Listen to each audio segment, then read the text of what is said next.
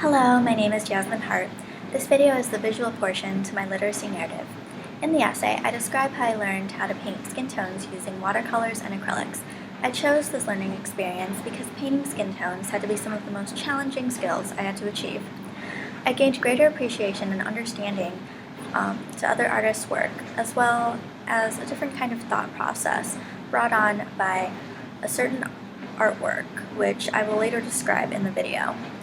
After the commentary, I will show you a speed painting video of a self-portrait I painted in both watercolor and acrylic paint. The video is meant to emphasize my own painting process and how I mix certain colors to create skin tones. Thank you and enjoy.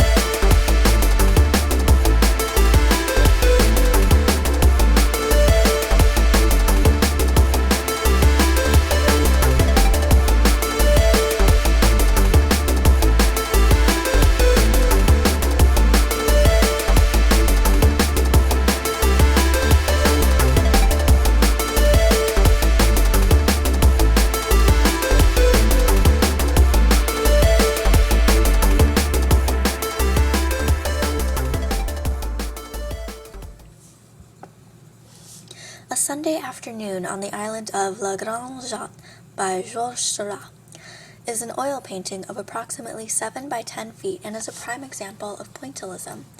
Pointillism is a painting technique that uses small dots of pure color in various patterns to form an image. I first came across this piece while I was on a field trip at the Art Institute of Chicago a few years ago. It's a very well-known piece, and it's also one of Seurat's most famous works. I had never seen the painting up close and personal before this day, and during this time I had just started to paint my first acrylic portrait of someone, but I was growing frustrated because I was unable to produce skin tones. I kept getting really weird shades of brown and grays, so I wasn't able to revert them back to a more yellow, red, or blue hue. It was definitely very frustrating from just remembering it. And so I gazed at this piece and was just filled at awe with all the details, and especially the size of it. I mean, 7 by 10 feet. It took up the entire wall, and like thinking about all the little dots that he used in each section, it must have taken him at least a few years to finish. So as I studied the artwork closely, I looked at the small dots that were grouped together to form these bigger clumps of various blues, reds, and yellows, and I was soon able to fully understand this breakdown of how the colors were laid out to form the bigger picture. And I started to think of people and objects as clusters of colors after that, because as an example, when I'm walking down the street and I see a person, I don't just see them as white, black, brown, or yellow. I see that there's an underlying shade of blue with like a splash of red on top and a little bit more yellow over that. And then I see some tiny hint of burnt sienna and maybe a lot more yellow ochre. And if we're talking acrylics, I would add in some white, maybe a lot of white, and a little bit of black to add depth, and then I'd move on. And so I try to show how I pick certain colors and mix them together on my palettes in the speed painting portion of this video, but yeah, it's definitely something that has really helped me improve as a painter. I am able to now predict what color will come next when I am trying to paint skin tones, so I don't get those really weird browns or grays like I did in the beginning. So yeah, that is how Seurat's work has helped me improve as a painter and differ in my thinking. So I hope you enjoyed the video, and thank you for watching.